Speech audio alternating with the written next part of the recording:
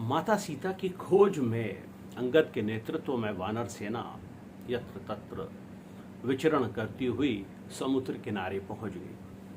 तब गीधराज जटायु के अग्रज संपाति द्वारा प्रेरणा प्राप्त कर 100 योजन समुद्र के उस पार बसी हुई लंका में माता की उपस्थिति जानने के लिए सभी वानर तैयार हो रहे थे।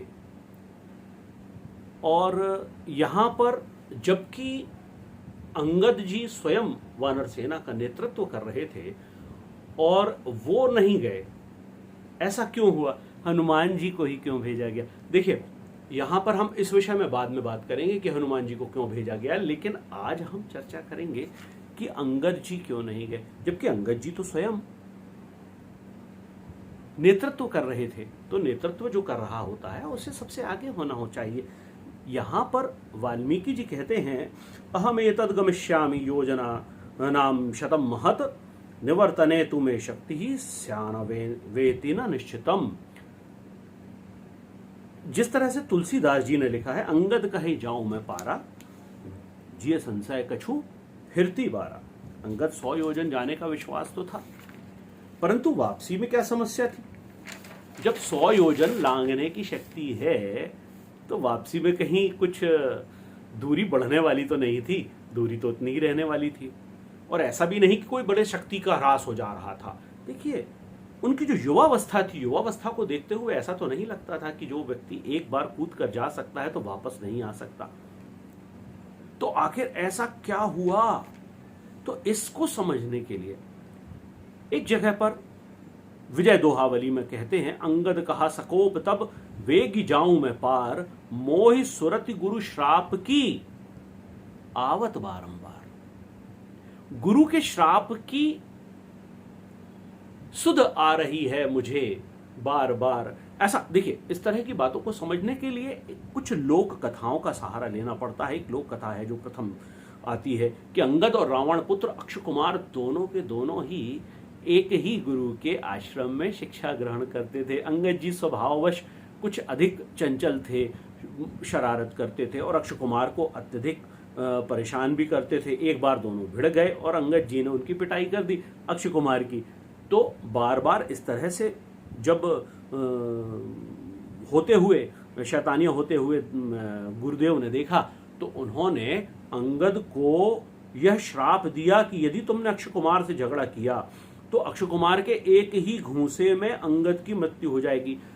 अर्थात अंगद जी को इस बात का संशय था कि यदि वे लंका गए और वहां यदि अक्षय कुमार से उनका सामना हो गया तो युद्ध हुए बिना तो नहीं रहेगा, और यदि उसने एक घूंसा मारा और गुरु के श्राप वश उनकी मृत्यु हो गई तो उनकी वापसी नहीं हो पाएगी। इस कारण से यहां पर बताते हैं, हालांकि एक कथा और भी है। कहते हैं कि मंदोदरी जो रावण की पत्नी थी,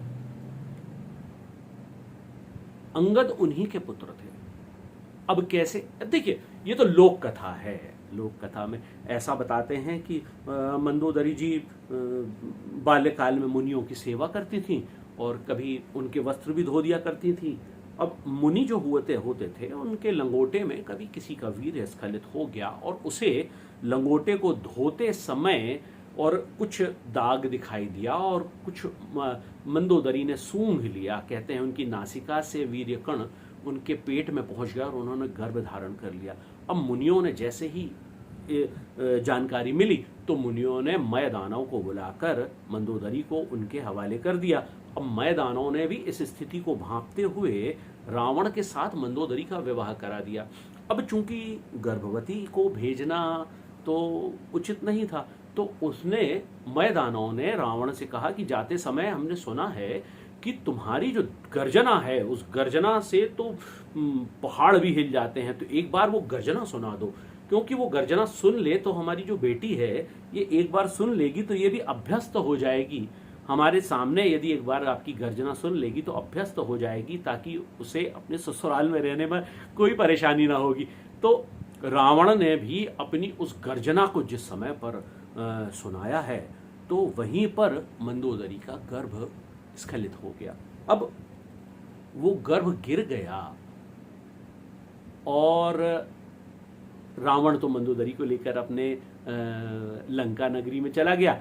अब यहाँ पर कहते हैं कि बाली संध्या उपासना करने हेतु समुद्र किनारे आ रहे थे, उन्हें वहाँ पर वह बालक मिला और उन्होंने उसे अंगद का नाम देकर बाली और तारा ने उसे पालन पोषण किया। अब बात यह आ रही थी कि ये बात मंदोदरी तो जानती थी, अब यदि ये इनका सामना हो जाता है लंका नगरी में तो उसके बाद फिर अंगद जी को वो वापस ना आने दे, अपने मातृत्व को दिखाकर यदि ना आने दे तो शायद संशय हो जाएगा। लेकिन ये सब तो देखिए लोक कथाएं हैं, लोक कथाएं ही हैं। अब यहां पर इस प्रश्न का उत्तर देते हुए जामवंत जी से कहलवाया गया, जामवंत जी के मुख से यह बात निकली कि जो सेना नायक है वह नहीं जा सकता, सेना नायक को दूत नहीं बनाया जा सकता, दूत तो कोई और बनाया जाएगा। अब देखिए यहां पर वाल्मीकि जी क्या लिखते हैं, नहीं प्रेषयता तात स्वामी प्रेष्य कथंचम भवस्ताय जनः सर्वः प्रेष्य प्लगव सत्ततम। तो वाल्मीकि जी ने कहा है कि हे तात वानर शिरोमणि, आप सबको भेजने वाले स्वामी हैं, अर्थात आप आज्ञा देने वाले हैं, आप आज्ञा पालक कैसे हो सकते, यानी कि आप किसी को भेज सकते हैं लेकिन आप स्वयं नहीं जा सकते हैं, आप अन्य किसी को भेजिए। जामवंत ने कहा भी है कि जामवंत कहा तुम सब लायक, पठय किमि सब ही कर नायक। तो ये इस प्रश्न का अंतिम उत्तर है कि जामवंत जी ने जब स्पष्ट कह दिया कि सेना नायक किसी को आज्ञा देकर ही भेज सकता है, स्वयं नहीं जाना चाहिए, यह कूटनीति है। तो देखिए अंगद जी के जाने के विषय में तो हमने चर्चा कर ली। अब अगले बार हम चर्चा करेंगे कि हनुमान जी को ही क्यों भेजा गया।